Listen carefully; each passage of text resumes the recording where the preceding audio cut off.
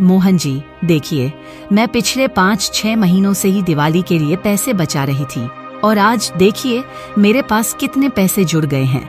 अच्छा चलो, तो मैं तुम्हें इन्हीं पैसों से दिवाली के लिए अच्छे अच्छे कपड़े और मिठाई खरीदवा आता हूँ। नहीं जी, अभी नहीं। ये पैसे मैंने अपने लिए नहीं बल्कि अपनी दोनों बेटियों के लिए बचाए हैं। दोनों की शादी किए हुए मुझे 2 साल होने को आया है और आज तक उनके ससुराल में मैंने एक गिफ्ट तक नहीं भेजा। इस बार मैं सोच रही हूँ ज्यादा कुछ नहीं, अपनी बेटियों के घर कपड़े और मिठाई लेकर चली जाऊँ। वैसे भी दिवाली पर कपड़ा और मिठाई से अच्छा तोहफा कुछ हो ही नहीं सकता और कोई महंगे तोहफे तो हम देने के लायक भी नहीं हैं। देखो सुनीता, तुम उदास मत हो। हमारी बेटियों को हमसे कुछ और शायद चाहिए भी नहीं। वह अपने अपने ससुराल में खुश और अच्छी होंगी, तो तुम ज्यादा मत सोचो। और हाँ, एक और बात, दिवाली पर मैं यहाँ नहीं रहूंगा, तो तुम्हें ही हमारे दोनों बेटियों के घर जाना होगा। क्यों जी, आप कहाँ जा रहे हो? कम से कम दिवाली को तो घर रहिए। वैसे तो यह काम किसी को मिलता नहीं है और अब दिवाली के दौरान चूड़ी बनाने का एक बड़ा कॉन्ट्रैक्ट मिला है। उसे पूरा करते करते मेरी पूरी दिवाली निकल जाएगी। बस मेरा समय तो चूड़ी बनाने में ही बीत जाएगा। कोई बात नहीं है जी, दिवाली तो बस 4 दिन की है। आप अपने काम पर ध्यान देना। बेटियों के घर क्या देना है क्या नहीं, ये सब मैं देख लूंगी। सुनीता मोहन को समझाने लगी। सुनीता और मोहन बहुत ही गरीब थे, जिनकी 2 बेटियां थीं। दोनों की शादी हो चुकी थी। बड़ी बेटी का ससुराल गरीब था और छोटी बेटी का ससुराल अमीर था। उनके ससुर ये क्या बहू, इतना सामान, इसका क्या करोगी तुम? अरे ये क्या माँ जी, दिवाली है तो मैं सजावट के लिए सामान लाई हूँ। और वैसे भी हम इतने अमीर हैं, अगर हमारा घर सबसे अलग ना दिखे तो हमारे अमीर होने का क्या फायदा। तो क्या हुआ बेटा, अगर हम अमीर हैं तो इसका मतलब ये नहीं ना कि हम बेकार की खर्च करते रहें। और वैसे भी बहू, अभी हमारा घर कितना गंदा है और तू तो काम के नजदीक भी नहीं जाती है, चाहे घर कैसे भी रहे। क्या मतलब है माँ जी की? मैं बहुत बड़ी कामचोर हूँ। देखिए माँ जी, अगर मेरी शिकायत करनी है तो मुंह पर बोला कीजिए, ऐसे ताने मार के नहीं। मीना ऐसा बोलकर गुस्से से अपने रूम में चली गई। कोमल और मीना में हर वक्त झगड़ा होता रहता था। दिवाली के एक दिन पहले ही उन दोनों में लड़ाई हो गई और मीना मुंह फुलाकर बैठ गई। ऐसे ही एक तरफ छोटी बेटी के ससुराल में झगड़े हो रहे थे, तो दूसरी तरफ सुनीता की बड़ी बेटी कविता के ससुराल में बड़े ही खुशी से दिवाली की तैयारियां चल रही थी। माँ जी देखिए ना, मैंने सामान का लिस्ट बना दिया है और मैंने सामान में कटौती करके सबसे कम खर्च 800 रुपए का निकला है। इन 800 रुपयों में घर की जरूरत का सामान, घर की साफ सफाई, दीपक और मिठाई सभी जुड़े हुए हैं। बहुत खूब बहू, आज तेरे में मुझे अपनी रूप नजर आ रही है। क्या मम्मी जी, आप भी ना? ये सब तो मैंने आपसे और अपने मम्मी से ही तो सीखा है। मेरी माँ हमेशा कहती थी कि फालतू की खर्च करना अच्छी बात नहीं होती है। मैंने सभी फालतू खर्च को किनारे करके सिर्फ 6 घरों में बांटने वाली मिठाई, भुजा और दीपक का ही खर्चा लगाया है।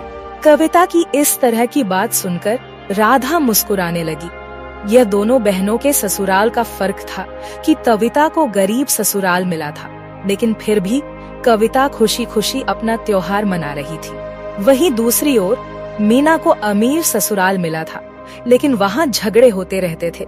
ऐसे ही एक दिन गुजर गया और दिवाली का दिन आ गया। सुबह से ही सब आसपास के लोग घर की साफ सफाई में जुड़ गए। कविता भी अपना घर साफ कर रही थी और उसे दीपक से सजा रही थी।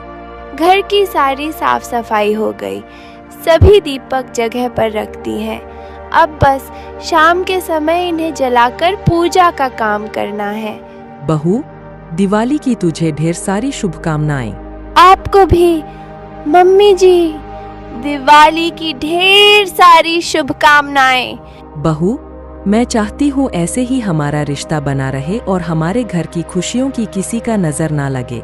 तुमने मेरे घर में आकर मेरे घर को रौनक कर दिया। बहू, भगवान तुझे संसार की सारी खुशियाँ दे। धन्यवाद माँ जी, मुझे आशीर्वाद देने के लिए। दोनों सास बहू आपस में एक दूसरे को दिवाली की शुभकामनाएं खुशी खुशी दे रही थी। तो वहीं दूसरी तरफ मालकिन, हम लोगों ने घर की अच्छे से साफ सफाई कर दी है और आज दिवाली है। क्या हम सब अपने अपने घर जा सकते हैं? कोई कहीं नहीं जाएगा। क्या तुम लोगों ने यही साफ सफाई की है? सारा कचरा इधर उधर फैला हुआ है। फिर से घर की अच्छे से साफ सफाई करो। दिवाली का दिन है। सुबह के 12 बज चुके हैं। अभी मीना की बच्ची का तो कहीं पता ही नहीं। अभी उठाती हूँ उसे। ऐसा बोलकर कोमल मीना के रूम का दरवाजा खटखटाने लगी। मीना मीना बहू, तू अभी उठी नहीं? सुबह की 12 बज चुके हैं। साल में तो एक बार दिवाली का त्योहार आता है। कम से कम आज के दिन तो सुबह उठ जाती। उठ गई हूँ माँ जी, लेकिन मैं बाहर नहीं आऊंगी। हे भगवान, तू अभी भी मुझसे नाराज है क्या? देख मीना, बहू छोटी छोटी बात पर मुंह नहीं फुलाकर बैठा करते। आज तो दिवाली का त्योहार है। कम से कम आज तो बाहर आ जा। 2 दिन हो गए हैं। अब बात को खत्म कर। वैसे भी आज दिवाली है। अपने सास की इस तरह की बात सुनकर मीना कमरे से बाहर आती है। बेटा, तू बाहर आ गई। अब जा, जल्दी से नहा धोकर अच्छे से तैयार हो जा, नहीं तो अमित तुझे ऐसी हालत में देखेगा तो बहुत गुस्सा करेगा। मीना तैयार होने के लिए अपने रूम में चली गई। उसका घर नौकरों ने साफ किया था, लेकिन सही से नहीं साफ किया था। मीना तैयार होकर दिवाली पर लाए गए मिठाई को खा रही थी और इधर उधर कचरा कर रही थी। बहू, तू ये क्या कर रही है? अभी पहले से ही घर साफ सुथरा नहीं और ऊपर से तू इधर उधर कचरा कर रही है। तो माँ जी, आप चाहती हैं कि मैं ये कचरा बाहर फेंकने जाऊं? अरे माँ जी, मुझे खाने दीजिए, और अगर कोई आएगा तो हमारे घर के कोने में थोड़ी ना बैठेगा। मीना की ऐसी बात सुनकर कोमल का मुंह बंद हो गया।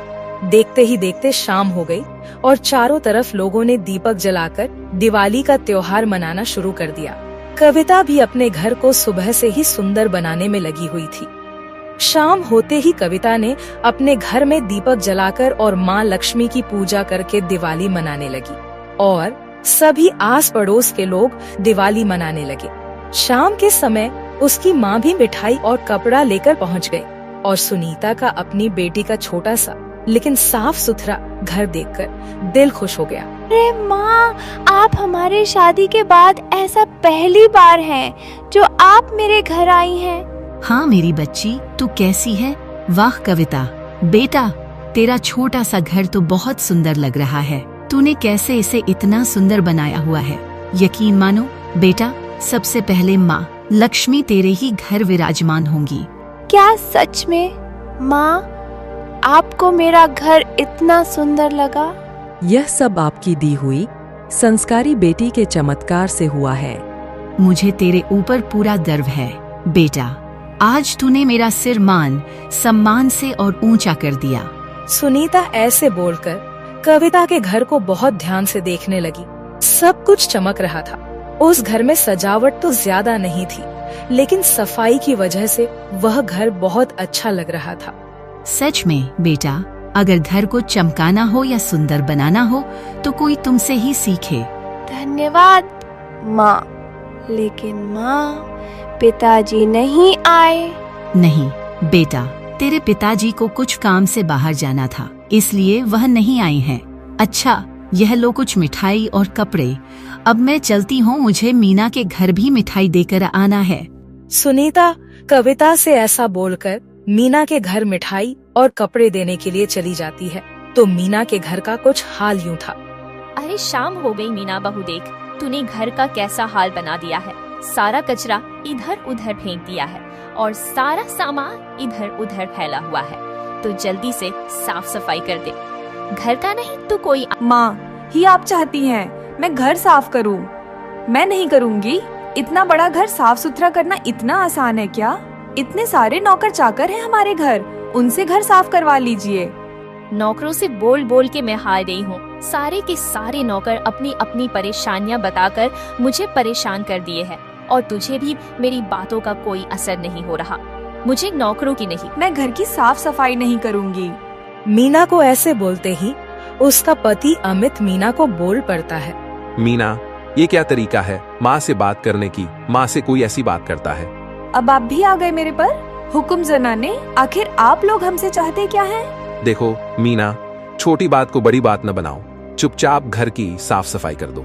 अमित के भड़कने से मीना को गुस्सा आ गया और वह गुस्से से आग बबूला होकर हाल की तरफ चली गई। सब आ जाते हैं मुझ पर रोब झाड़ने। ये लोग चाहते हैं कि मैं घर की नौकरानी की तरह काम करूं, तब मैं इन लोगों के लिए सही रहूंगी। मीना की गुस्से से इस तरह की बात सुनकर घर के सभी नौकर एक ही जगह इकट्ठा हो जाते हैं। दिवाली का त्योहार था, लेकिन फिर भी उनका घर साफ सुथरा नहीं था और न ही उनके घर का रहन सहन। उनके घर में हर वक्त लड़ाई झगड़ा होता रहता था। अभी झगड़ा हो ही रहा था, तभी मीना की माँ सुनीता वहाँ मिठाई और कपड़ा लेकर पहुँची। अरे माँ, आप माँ, मुझे बहुत खुशी हुई आपको देखकर। हाँ मीना बेटी, मैं और मुझे भी बहुत खुशी हुई तुझे देखकर। सुनीता मीना के घर का हालत देखकर हैरान रह गई। जो घर बाहर से दिखने में एक सुंदर सा महल जैसा लग रहा था, उसके अंदर ना तो खुशियाँ थी और ना ही साफ सफाई।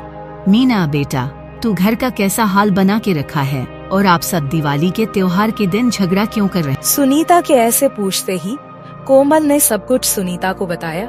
बहन जी, मैं बस इसे घर की साफ सफाई करने के लिए कहा था और उसने घर को ही सर पर उठा लिया।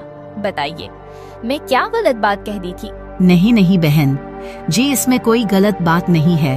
घर को साफ सुथरा रखने की जिम्मा बहू की ही तो होती है, चाहे घर कितना बड़ा क्यों ना हो, चाहे घर में कितना सारे नौकर क्यों ना हो।